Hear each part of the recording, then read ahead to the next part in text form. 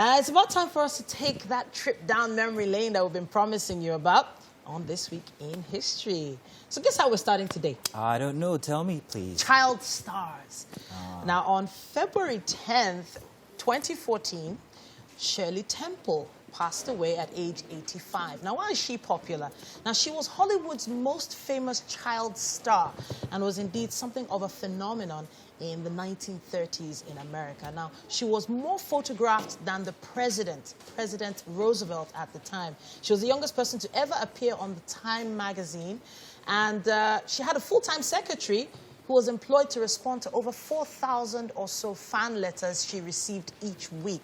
Now, her earnings continued to rise, and by 1938, age 10, she was earning the 7th highest salary in the movies in the U.S. Now, wow. Shirley Temple made the transition from child actress to wife to mother and politician, apparently living a very long and fulfilling life, which is something that we don't really hear about with child stars these days. She had movies like Bright Eyes, 1934, Curly Top, Good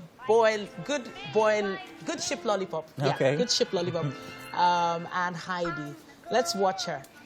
That's she was so beautiful. Too cute. And now I can see why she was more popular than the president himself. She was huge, even until her old age. She was such an influencer. Imagine someone replying 4,000 fan mail a week. And not this day and age, back then. Imagine. It was amazing.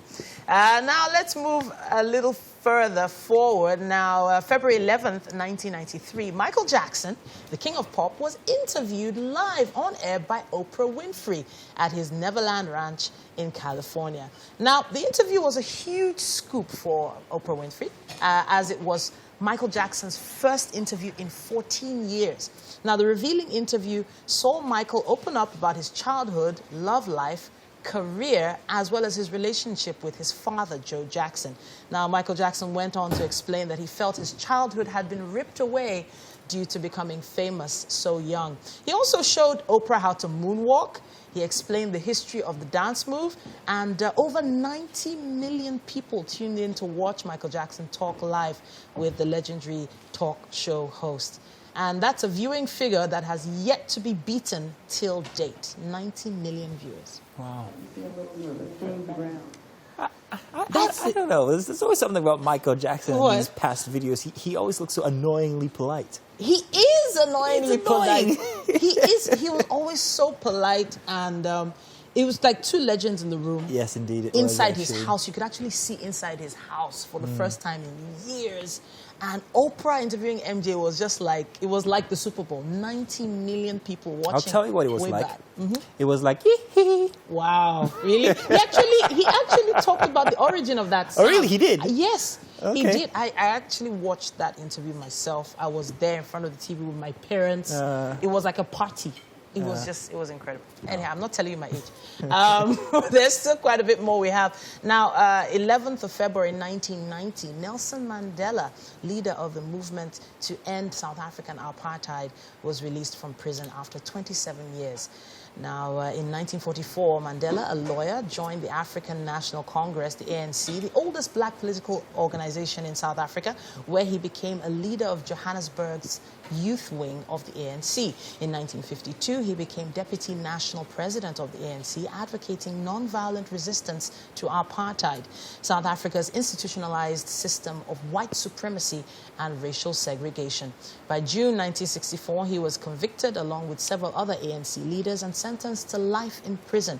He spent the first 18 years of his 27 years in jail in the brutal Robben Island prison, confined to a small cell without bed or plumbing.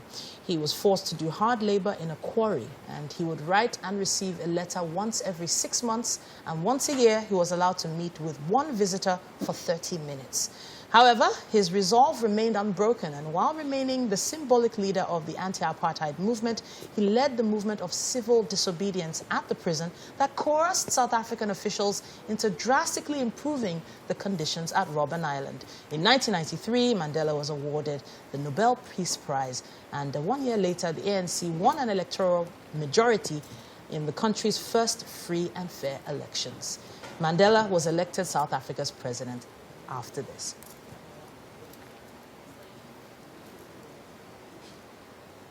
Yeah, very significant. Yes, indeed. That day when he was walking with Winnie, very emotional for people, especially black people all over the world. Now, there's one more that should put a smile on your face. This week in history, February 10th, 1940, the cartoon Cat and Mouse made their debut, talking about the one and only Tom and Jerry. MGM released the short Puss Gets the Boot in theaters February 10th in 1940. Tom and Jerry, a great way to wrap it up for this segment. We have to take a quick break. Stay with us.